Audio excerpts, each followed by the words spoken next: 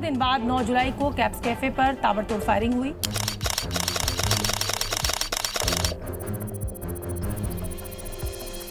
हंसी की दुनिया में जिसने सालों तक राज किया, अब उसी की जिंदगी बनी है डर और साजिश की कहानी। गोलियों की वो आवाज सिर्फ एक कॉमेडियन को डराने के लिए नहीं थी, वो एक खुला ऐलान था कि अब हंसाने वालों पर भी निशाना साधा जा सकता है। कनाडा की सड़कों पर कपिल शर्मा पर हुए इस हमले ने सबको हिलाकर रख दिया है। कौन है वो जो हंसी से इतना डर गया कि उसे चुप करवाने के लिए बंदूक उठा ली? क्या ये कोई गैंग वॉर था, धार्मिक नाराजगी, या फिर कोई अंतर्राष्ट्रीय साजिश? और आज बात करेंगे तह तक जाकर और जानेंगे आखिर सच क्या है।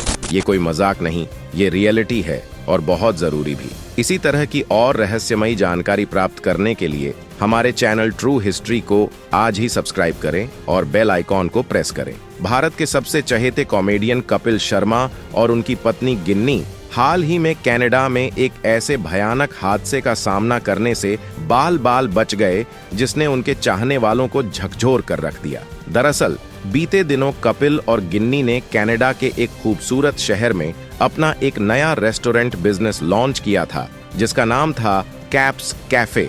एक ऐसा सपना जिसे कपिल और गिन्नी ने मिलकर 2 साल की मेहनत और दिल से सजाकर हकीकत में बदला था। सोशल मीडिया पर इसकी लॉन्चिंग की जबरदस्त चर्चा हुई।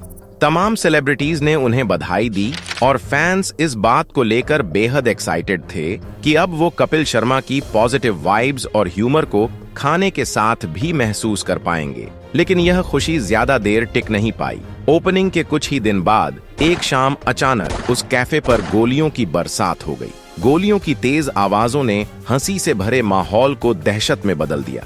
लोग अपनी जान बचाने के लिए जमीन पर झुक गए, कुछ टेबलों के नीचे छिप गए। चारों ओर भगदड़ मच गई। खुशकिस्मती से किसी को शारीरिक चोट नहीं पहुंची, लेकिन यह हमला मानसिक रूप से सभी के लिए एक बड़ा झटका था। इस हमले की जिम्मेदारी एक खालिस्तानी आतंकी हरजीत सिंह लड्डी ने ली है, जो भारत की एनआईए की मोस्ट वांटेड लिस्ट में शामिल है और बब्बर खालसा जैसे उग्रवादी संगठन से जुड़ा हुआ बताया जा रहा है। अब सबसे बड़ा सवाल यही है कि आखिर कपिल शर्मा जैसे कलाकार से किसी आतंकी को ऐसी क्या दुश्मनी हो सकती है? क्या ये हमला किसी मजहबी भावनाओं का मामला है या फिर इसके पीछे कोई और गहरा एजेंडा छिपा है? सूत्रों की माने तो कपिल शर्मा का एक पुराना बयान जो शायद खालिस्तानी गतिविधियों या भारत के पक्ष में दिया गया था, लड्डी को नागवार गुजरा। लड्डी ने इसी बयान को आधार बनाकर धमकी दी थी और अब उसी धमकी को हकीकत में बदला है। हो सकता है कपिल ने कभी मजाक में कोई टिप्पणी कर दी हो, लेकिन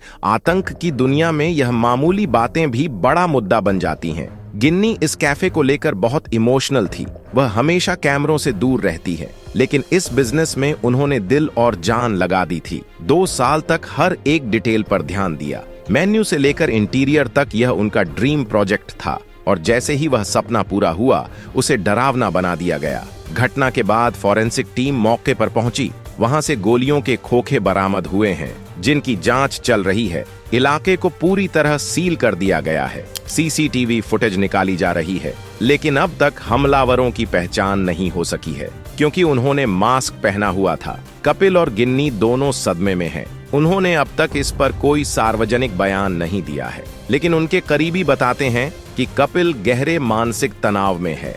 कनाडा में पिछले कुछ सालों से खिस्तानी गतिविधियां तेजी से बढ़ी हैं। भारत सरकार ने कई बार कनाडा सरकार से अपील की है कि इन आतंकियों पर लगाम लगाई जाए, लेकिन कनाडा की राजनीतिक नीतियां और वोट बैंक की राजनीति के चलते यह आतंकी संगठन खुलेआम जहर उगलते रहते हैं। हरजीत सिंह लड्डी जैसे लोगों को वहां शरण मिल जाती है और वह वहां बैठकर भारत या भारत समर्थक लोगों को निशाना बनाते हैं। सवाल बड़ा है, क्या कपिल शर्मा का नाम, उनकी पॉपुलैरिटी और उनका भारतीय होना, यही सब उनके खिलाफ इस्तेमाल किया गया? क्योंकि कपिल का कोई राजनीतिक एजेंडा नहीं है, वह एक आर्टिस्ट है। लेकिन खालिस्तानी सोच को यह बात भी खटकती है कि कोई भारतीय विदेश में जाकर क्यों फले फूले, जैसे यह खबर फैली सोशल मीडिया पर कपिल शर्मा के लिए दुआओं का सैलाब आ गया। #Stay Strong Kapil, #Justice for Kapil जैसे हैशटैग ट्रेंड करने लगे। सेलेब्स, फैंस और आम लोग सब ने एक सुर में कपिल का सपोर्ट किया। कुछ लोगों ने कनाडा सरकार पर भी सवाल उठाए कि आखिर वहां की धरती आतंकियों की पनाहगाह क्यों बनती जा रही है। इस घटना के बाद सबसे बड़ा सवाल यही है कि क्या कपिल और गिन्नी अब इस कैफे को दोबारा शुरू करेंगे या इसे हमेशा के लिए बंद कर देंगे, क्योंकि जान की कीमत किसी बिजनेस से कहीं ज्यादा होती है। इस वीडियो में बताई गई सभी जानकारी सोशल मीडिया और वायरल हो रही खबरों पर आधारित है। इन बातों की पुष्टि किसी भी आधिकारिक या विश्वसनीय स्रोत द्वारा नहीं की गई है। हमारा चैनल इन दावों की सत्यता की गारंटी नहीं देता और न ही इनकी पुष्टि करता है, इसलिए किसी भी तथ्य या सूचना पर विश्वास करने से पहले कृपया स्वयं क्रॉस वेरिफिकेशन जरूर करें। तो दोस्तों, अगर आपको यह कहानी सुनकर झटका लगा हो, अगर आपको भी लगा कि यह सिर्फ कपिल शर्मा पर नहीं बल्कि हंसी और आजादी की सोच पर हमला था, तो इस वीडियो को जरूर लाइक कीजिए, अपने दोस्तों और परिवार के साथ शेयर कीजिए और चैनल को सब्सक्राइब करना बिल्कुल न भूलिए।